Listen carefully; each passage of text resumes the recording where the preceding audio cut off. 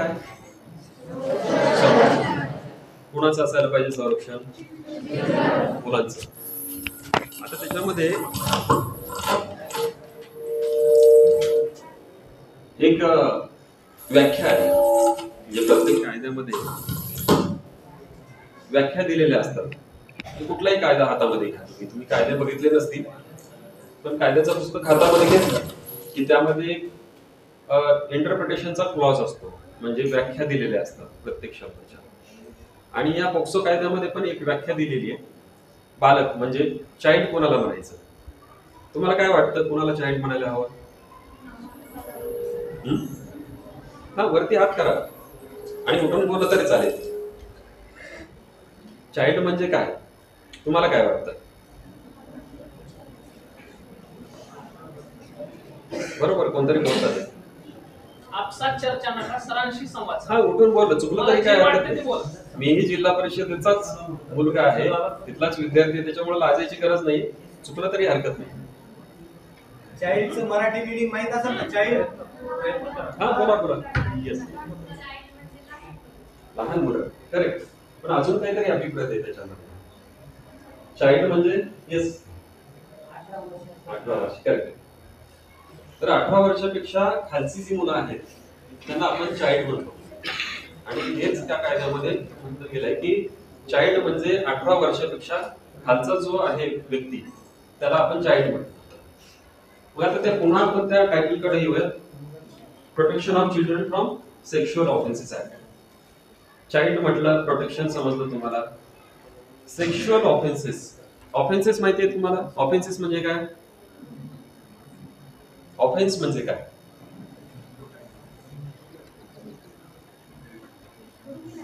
सांगता येईल? हा, बोल बेटा. गुन्हा, करेक्ट. या कायदेविषयक मार्गदर्शनाची आवश्यकता का वाटली? त्यांना कुठंतरी या बाबीची जाणीव झाली की हे करणं गरजेचं आहे. आणि त्याच उद्देशानं आज आपल्याकडे जिल्हा न्यायाधीश श्री संजय कुमार जाधव सर उपस्थित राहिले. त्यांचे सुद्धा मी धन्यवाद व्यक्त करतो विभागाच्या वतीने. आत्तापर्यंत जे आपल्याला मार्गदर्शन झालं की ते हा कायदा काय आहे आणि ह्या कायद्यामध्ये मुलांचा सहभाग का असावा. इथं बसते वेळेस मी निलेश सरांना तेच विचारलं की बा मुलं का बसलेली आहेत, तर त्यांनी त्याच्या पाठीमागचा सुद्धा उद्देश स्पष्ट केला की मुलं सुद्धा गरजेचे आहेत. सरांनी सांगते वेळेस जे आत्ता सांगितलं की जेवढे काही या 4-5 तालुक्यामध्ये आत्तापर्यंत त्यांच्याकडे केसेस आल्या, 99% ह्या मुलींच्या बाबतीतल्या आहेत आणि 1% मुलांच्या बाबतीतल्या आहेत.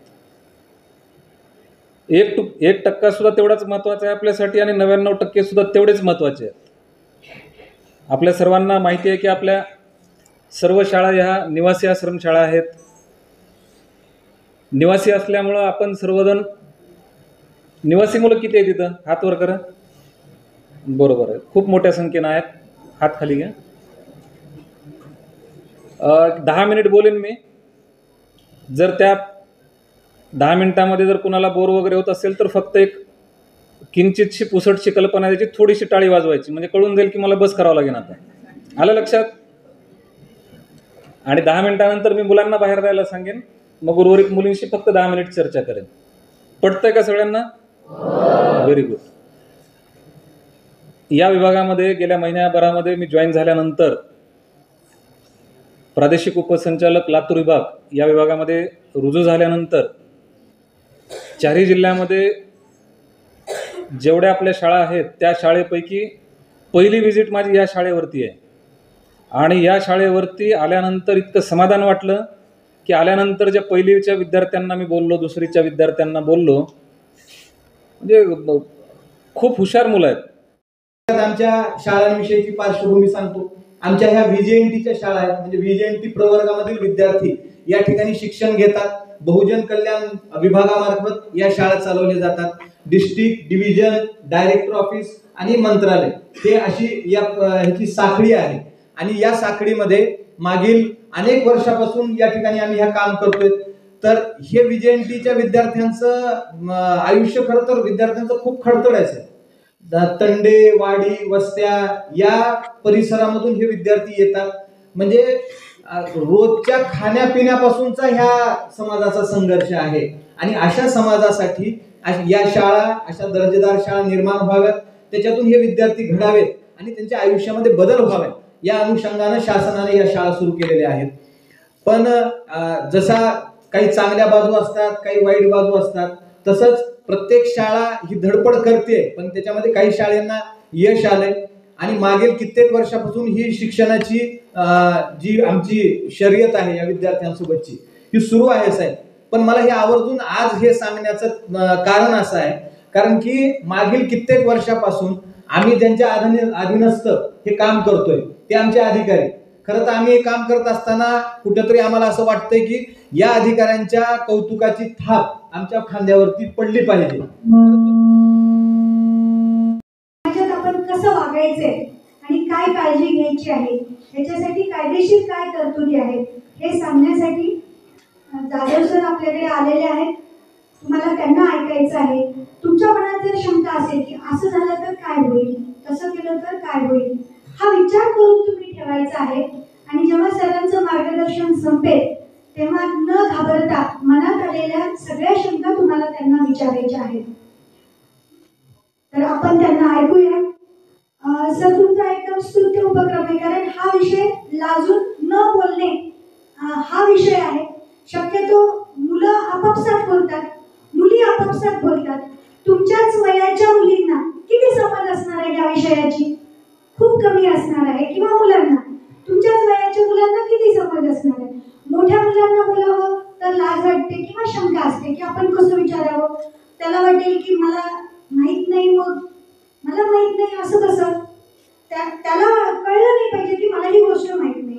पण मुलांना कुठलीही गोष्ट कोणाकडून तरी शास्त्रशुद्ध पद्धतीने व्यवस्थित माहिती करून घेतल्याशिवाय त्याच्याबद्दल स्वतःचे तर्क लावायचे नाहीत. कारण कुठल्याही गोष्टीला सोल्युशन आहे.